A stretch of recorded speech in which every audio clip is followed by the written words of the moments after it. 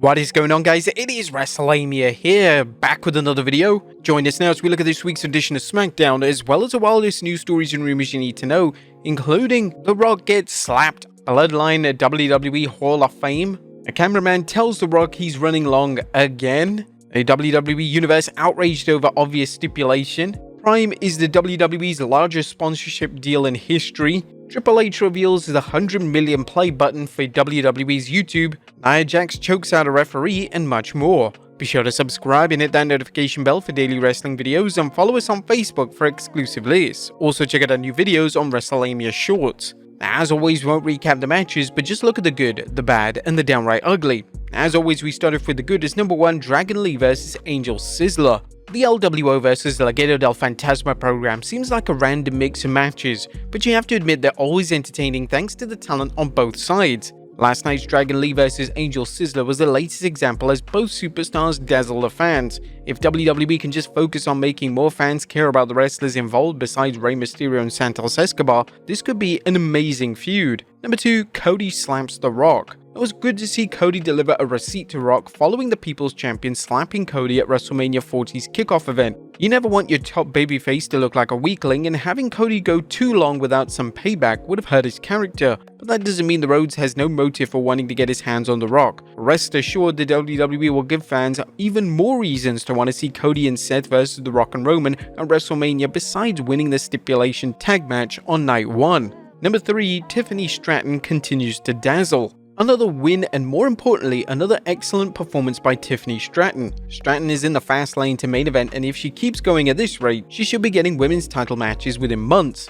The only thing the WWE needs to be careful with is making sure it has Stratton's future mapped out, and it's not just giving her a string of big wins with nothing planned for afterwards. Number 4, Naomi Bianca Belair segment was intriguing. Is Bianca Belair slowly transforming into a villain?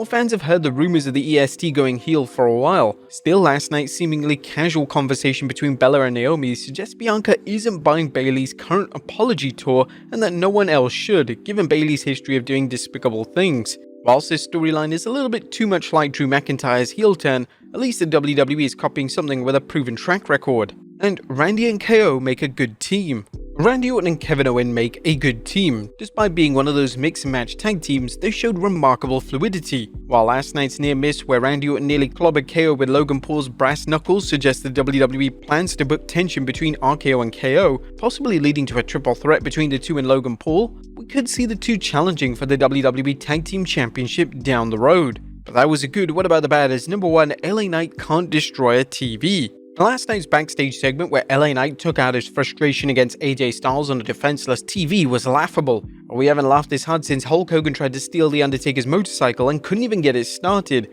If this was pre-taped, the WWE should have either cut it from the show or reshot it. Number 2, WWE goes overboard with product placement again. Now, first things first, we know WWE isn't going to stop with this product placement, and it is a business after all, but that doesn't mean it gets a pass on turning more moments into glorified paid programming. It was bad enough having Logan Paul announce his energy drink is now the official energy drink of the WWE PLEs, but to have Randy Orton take a swig and endorse it was both surreal and stupid. What's next? WrestleMania 50 sponsored by McDonald's with a big McDonald's sign in the ring? Actually, funny enough, when it comes to 50 years of WrestleMania in the video games, we're gonna have a lot more blurring when that sponsorship deal runs out. Number 3, Final Testament story is dragging. The WWE's booking has improved in many ways, but the current Final Testament versus Bobby Lashley and Street Profits feud is an example of where Triple H is failing, and failing big, pacing undercard stories. While the game has improved things by providing more TV time for the WWE's undercard, his inability to book undercard storylines like this at an entertaining pace is obvious.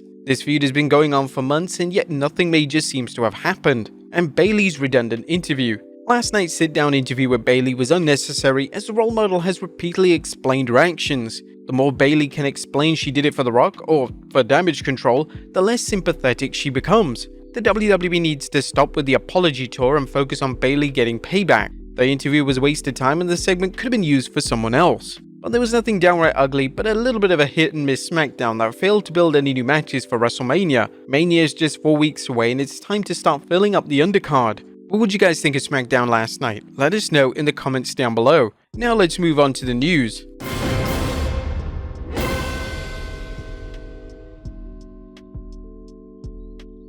Now, first story looks at The Rock walking away after he gets slapped on Smackdown. Now, Smackdown ended on an explosive note as Cody Rhodes slapped The Rock after The Rock told he was an unplanned child, or as Roman bluntly put it, a mistake. However, fans in the arena didn't get to see any type of post-show slugfest as The Rock and Roman just merely walked away. The WWE knows that the fan videos of the post-show happenings often surface, so we didn't want to give anything away until WrestleMania 40. Next up, Bloodline Hall of Fame.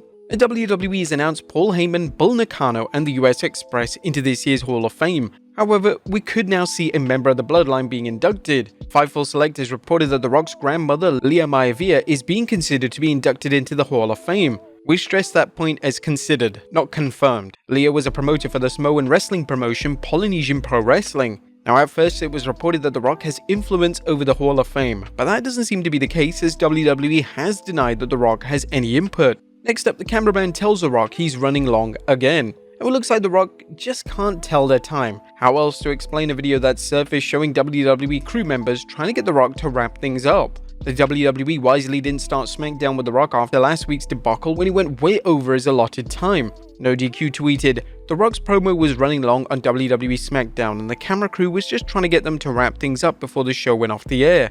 Our fans are debating whether The Rock is still getting used to the changes in the WWE since he worked there regularly or he doesn't care. Dave Meltzer recently observed that last week's segment with The Rock did well in the ratings, but SmackDown's numbers dropped after he finished. People are interested in The Rock, but that's not leading to interest in the rest of the product. No one seems to be criticizing the Great One's promo skills, just his running on time. Next up, The Rock's new entrance. Now, The Rock has a new entrance and it's downright electrifying. The Rock's new entrance features lightning shooting from the sky and a bolt descending as The Rock appears. Major props to the WWE for creating an entrance that plays off The Rock's nickname, the most electrifying man in sports entertainment, and commands the audience's attention. Perhaps this is some consolation for The Rock after his other lightning-related project Black Adam failed to deliver in the box office. Next up, WWE Universe outraged over obvious stipulation. Now, as exciting as Rhodes and Rollins versus The Rock and Roman Reigns is going to be, some members of the WWE Universe think that the WWE has gone overboard with the latest stipulation for Cody at Mania. Not only does Cody and Seth's match have big stakes for the Cody vs Roman match, but there's also the new stipulation that if Cody loses to Roman, he can never challenge for the title again. And for some fans, this makes it obvious that Cody will win against Roman. There's such a thing as overbooking and the WWE is coming close with these stipulations. It's also failed to explain how the WWE plans to keep the Bloodline banned from ringside. Next up, the WWE's latest money grab pays off. There's big news to the WWE thanks to its new sponsorship deal with Prime Energy. The brand new deal between Prime and WWE is actually the largest sponsorship deal in WWE history. It looks like WWE executives are making up for years of underutilizing second revenue sources such as product placement and other sponsorship deals. You may recall previous comments by business observers that the WWE wasn't taking advantage of these business opportunities like other sports organizations. It's believed that Vince McMahon wasn't a fan of this level of product placement in and out of the ring. Next up, the WWE's locker room mystery. How did Seth and Cody escape from the room guarded by a platoon of security guards? Well, fans are less mystified than amused after seeing a picture of the guards standing outside Rollins and Rhodes' dressing room, yet no explanation of how they got out. Next up, Triple H reveals a 100 million play button. Again, congrats to the WWE on hitting 100 million subscribers on YouTube. As always with such a milestone, YouTube sent that channel their own play button and Triple H revealed it in a video on X. What do you guys think of the look of it? I think it looks pretty awesome. And finally, don't mess with Nia Jax. And last but not least, Nia Jax is a woman not to be trifled with, as seen with a video showing an altercation between Jax and a hapless WWE official where Jax chokes out the referee outside the ring. Right now, there's no word on what led to Jax going bonkers. But there you have it, folks, our look at SmackDown as well as the wildest news stories and rumors you need to know. Be sure to leave your comments down below, and I'll see you next time with some more wrestling content.